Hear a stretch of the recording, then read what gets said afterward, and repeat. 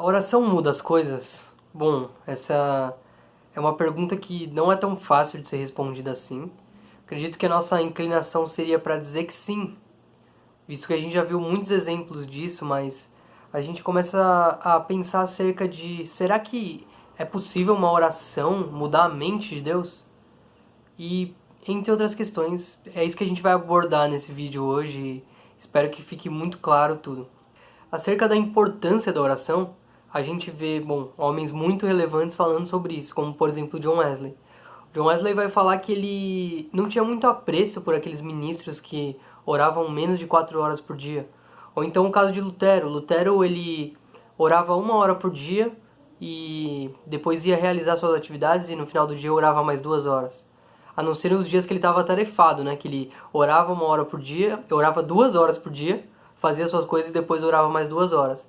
Então a gente vê realmente o papel, a importância da oração por esses homens e pela vida de muitos outros teólogos importantes, como João Calvino, vai falar muito sobre oração. E a gente passa a se perguntar se, tá, por que a oração é tão importante assim? Bom, a gente vai ver Jesus também falar disso.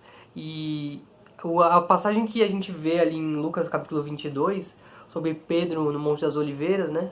Sobre a oração de Jesus ali e o fato de Jesus falar para seus discípulos com que orassem ali para que não caíssem em tentação e logo após isso, horas após isso, deles terem dormido, né, e não terem orado como Jesus havia dito a eles, a gente vê Pedro cortando a orelha de um dos oficiais, né?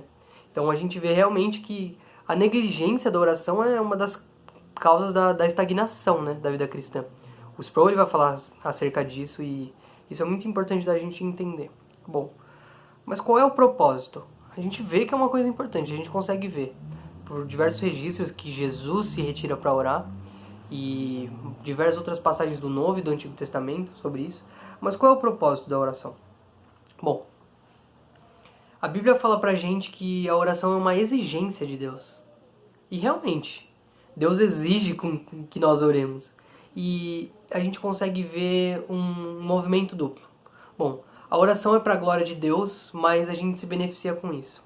Por quê? Bom, tudo que Deus ordena é para a glória dele. Isso faz total sentido.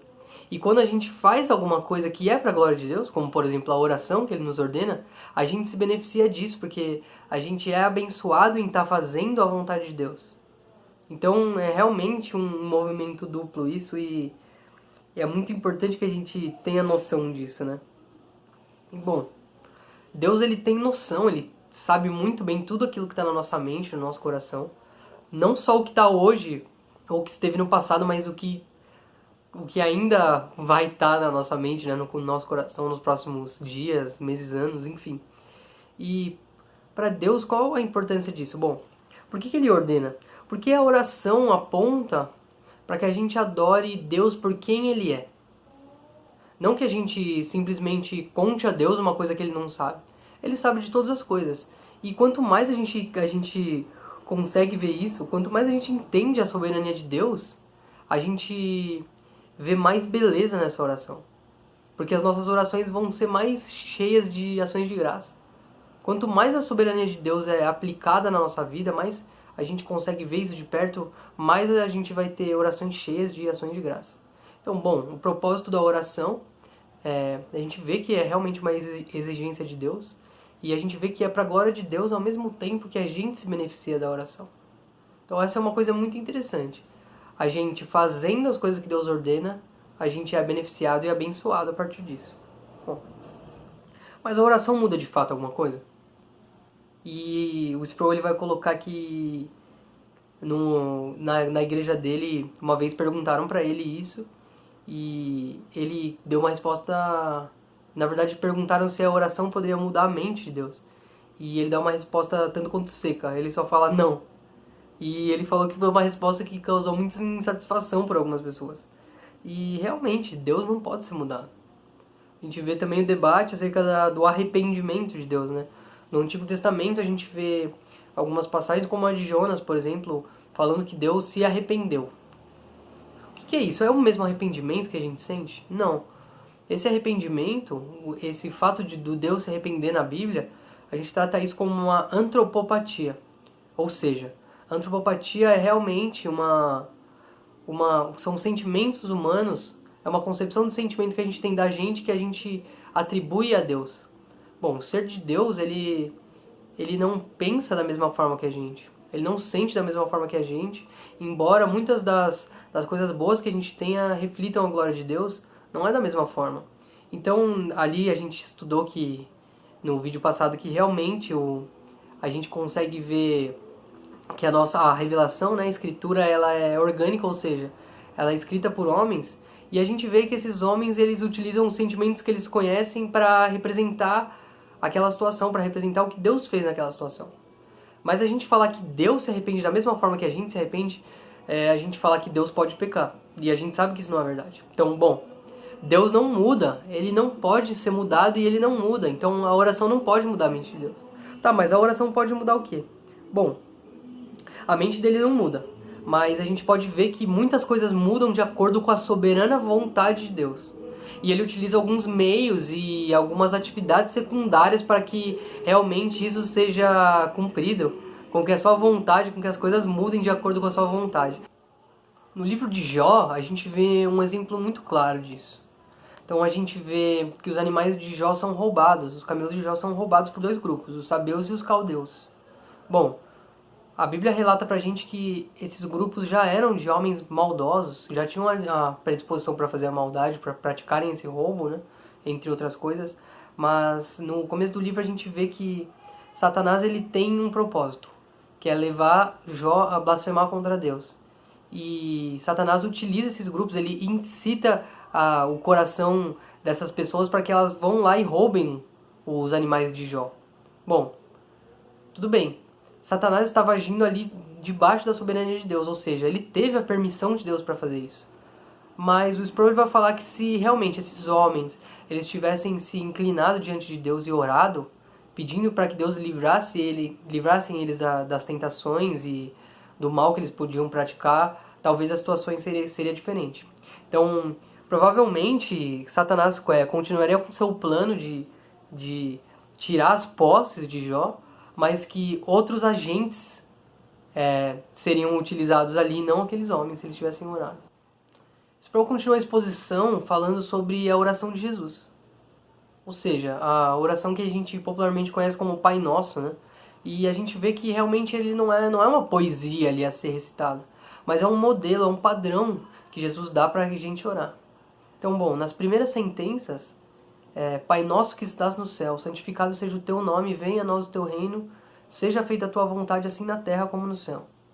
A gente vê que realmente essa primeira parte da oração serve para que a gente adore a Deus, para que a gente exalte a Deus. O Pai, esse termo Pai, ele vai expor realmente que a nossa intimidade com Deus. O que era realmente um escândalo para a época, porque Deus era tratado com tamanha formalidade, como a gente falou no vídeo passado, que muitas vezes o nome de Deus não podia ser pronunciado em público. Então, de um lado havia uma formalidade, e do outro lado, hoje, a gente tem a negligência, né, a irreverência com Deus, achando que Deus é um amigo nosso no jogo de futebol, né? Então, Jesus fala, ele dá essa reverência ao Pai, mas ele mostra que realmente nós somos os filhos de Deus, a gente tem a liberdade de nos dirigirmos com intimidade com Deus, chamando ele de Pai. Pai nosso, porque realmente o Filho de Deus, aponta o Filho de Deus aqui como parte de uma família. E os céus aqui que ele fala, Pai nosso que estás nos céus, ele não quer dizer que Deus está somente no céu, longe da gente, mas ele aponta aqui para a transcendência de Deus. E essa questão de onde Deus estava, também naquela época era uma discussão que havia. Onde que Deus estava? Estava no santo, somente no santo dos santos, e por isso que também era um escândalo Jesus ter vindo e ter encarnado, né? Mas aqui realmente esse termo ele vai apontar para a transcendência, para Deus como um ser transcendente, como um ser muito maior do que a gente pode imaginar. E ele continua, santificado seja o teu nome. Vai ressaltar essa lacuna infinita, né, que tem entre o nosso pecado, entre o nosso ser pecaminoso, e entre a santidade eterna e a santidade perfeita de Deus. Então, é realmente um movimento para falar que Deus é santo. Venha a nós o teu reino. Bom, por que é importante a gente se atentar para isso? Isso é realmente a vontade que os filhos de Deus têm que ter para que o reino de Deus seja manifestado. Agora, na nossa situação, para que realmente Cristo volte, para a vinda de Cristo, para que o reino de Deus seja completo. E para que realmente, seguindo, né, seja feita a tua vontade. Não no sentido de a gente falar para Deus o que ele deve fazer, mas no sentido de que a vontade de Deus seja feita. Para que a gente, como filhos de Deus, como cristãos, a gente possa realmente ter essa noção que a gente precisa obedecer os mandamentos de Deus. Que a vontade de Deus que a gente possa fazer, possa manifestar a vontade de Deus na nossa vida. E ele vai concluir assim, né? Assim na terra como nos céus. Ou seja, antes de qualquer súplica, ele vai deixar bem claro qual é o lugar de Deus e o quão distante é o nosso pecado da santidade de Deus. Então é muito importante a gente ver isso porque antes de qualquer outra súplica, o nome de Deus é honrado, é adorado e é exaltado. Então essa deve ser a primeira parte da nossa oração e a gente vai esquematizar isso ainda melhor depois. E ele vai prosseguir com uma declaração sobre as nossas necessidades. O pão nosso de cada dia nos dá hoje. Vai falar sobre as nossas necessidades e como Deus supre as nossas necessidades, mais uma vez. E isso é muito importante, que eu achei engraçado que no livro ele vai falar, realmente, note que Jesus fala o pão nosso de cada dia, não o filé mignon nosso. Realmente, ele está orando, agradecendo aqui as necessidades, pedindo pelas necessidades. E não pelos caprichos.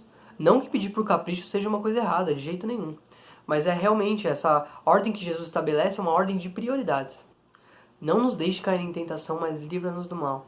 Bom, isso aponta para a nossa fragilidade. Aponta para como, realmente, sem o favor de Deus, a gente não consegue fazer nenhum bem. A gente está apto a pecar todos os momentos, a não ser que Deus possa interferir, a não ser que pelo Santo Espírito de Deus a gente possa ser convencido do nosso pecado e que Deus nos dê força para mudar. Então isso mostra realmente, mais uma vez, essa distância que tem entre Deus, o ser perfeito, e a nossa fragilidade como pecadores.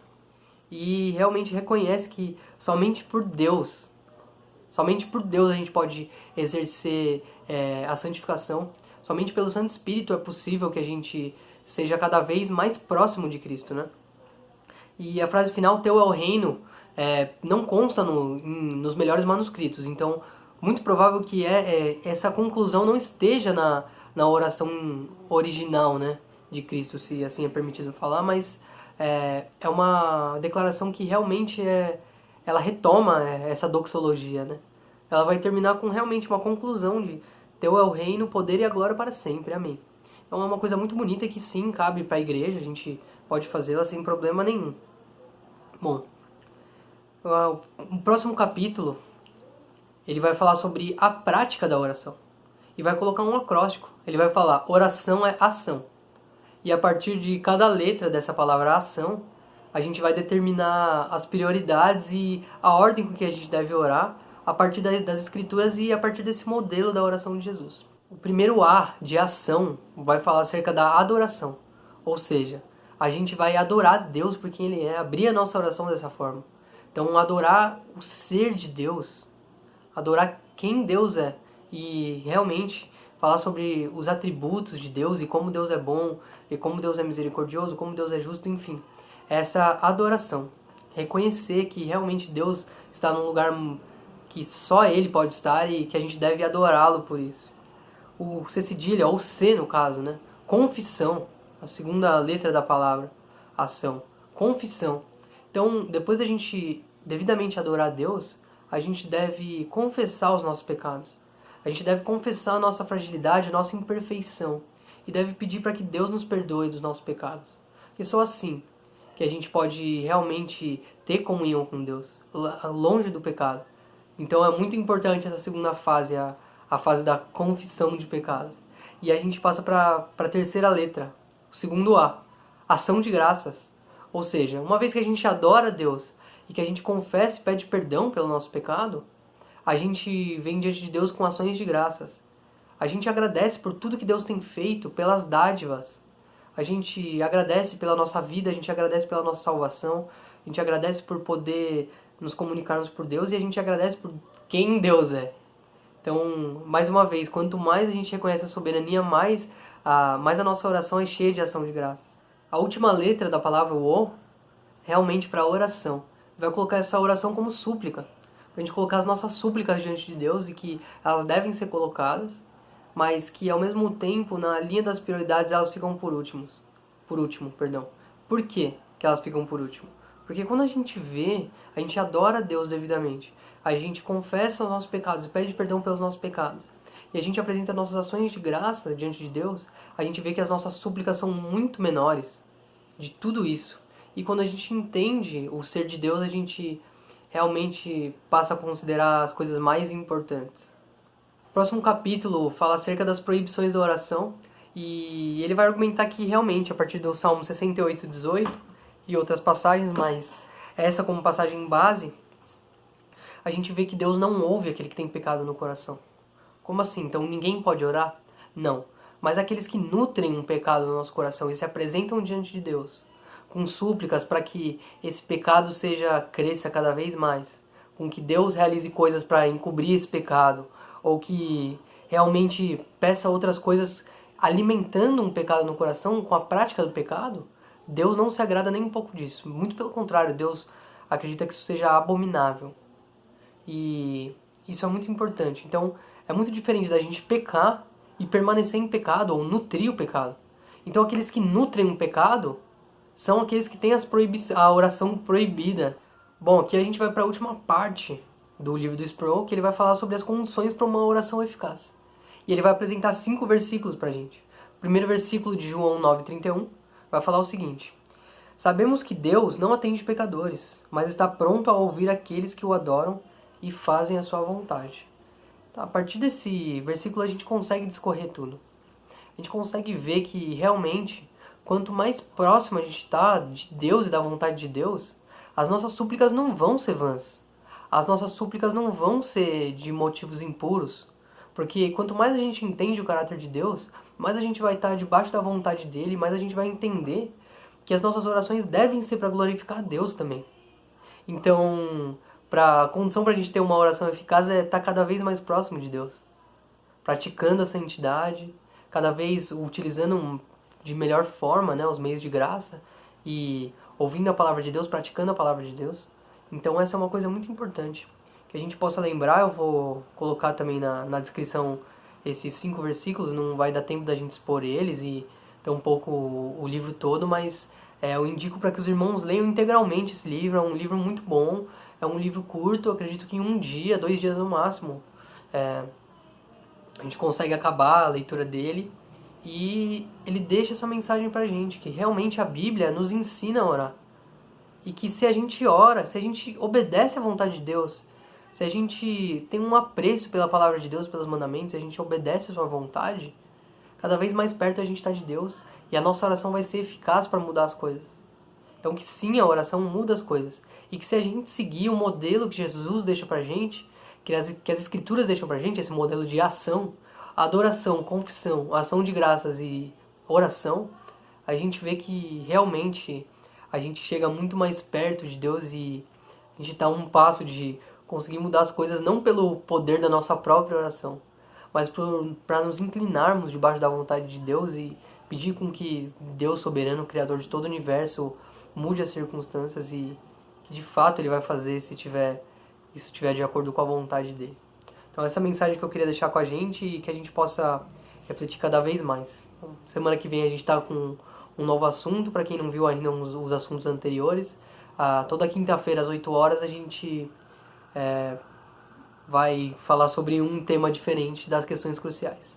É isso, eu queria agradecer muito, irmãos. Boa noite a todos e boa semana.